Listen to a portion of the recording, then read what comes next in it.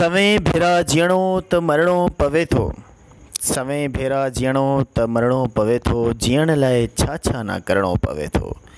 क़िस्मत तुंहिंजीअ में लिखियल गुल त नाहिनि रबनि, पर अफ़सोस तोखे कंडनि सां बि झोलीअ खे भरणो पवे थो।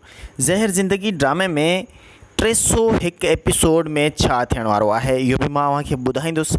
पर रबनि पंहिंजी मीरा खे कमाल ख़ान जी सेज ते ॾिसी, जेका हिन वक़्तु रबनि जे दिलि ते गुज़रे थी, शायदि कंहिं आशिक़ खे ख़बर हूंदी। ज़हर ज़िंदगी ड्रामे में रबनि जंहिं तरीक़े सां पंहिंजी मीरा खे बेपनाह मोहबत ॾिनी, मान ॾिनो, इज़त ॾिनी ऐं उनजे मथां पथर जहिड़ो यकीन बणाए छॾियो। पर मीरा जॾहिं रबनि जे साम्हूं कमाल ख़ान जे हथनि में ॾेई नज़र आई त छा रबनि उन सदमनि खे विसारे सघंदो या उन सदमनि जे एवज़ पंहिंजो पाण खे सुल्फ़ीअ जे कशनि सां पंहिंजो अंदरि साड़े छॾींदो। रबनि वीचारो करे त करे छा। ज़हर ज़िंदगी ड्रामे में जोधो जवान रबनि हिन वक़्तु पंहिंजो पाण खे अधमोह करे छॾियो आहे। ज़हर ज़िंदगी ड्रामे जी 301 एपिसोड में अञा बि वधीक पंहिंजो पाण खे अज़ियत ऐं सूर ॾियण जे लाइ रबनि का बि कसर घटि कान कंदो। नाज़रीन, ॿी तरफ़ ज़हर ज़िंदगी ड्रामे में ॿिनि अदाकारनि जी ज़बरदस्त एंट्री तमामु घणो माण्हुनि खे खिलायो आहे।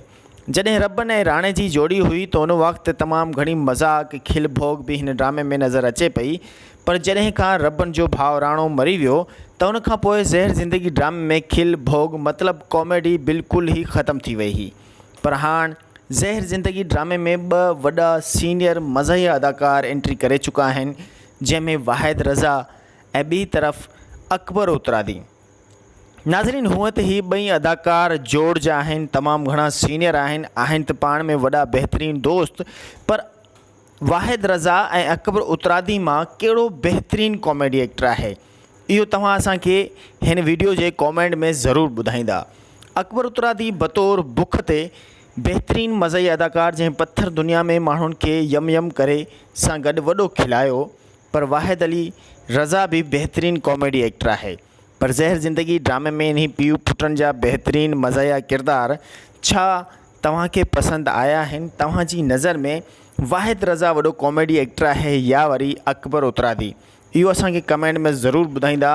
ऐं ज़हर ज़िंदगी ड्रामे जी 301 एपिसोड में छा मीरा पंहिंजे रबनि खे परचाए सघंदी या न? ज़हर ज़िंदगी ड्रामे जी मज़ीद हर अपडेट ॾिसण लाइ ॾिसंदा सिर्फ़ु ऐं सिर्फ़ु असांजी HD TV खे। रखंदा पंहिंजो खोड़ सारो ख़्यालु। अल्लाह हाफ़िज़।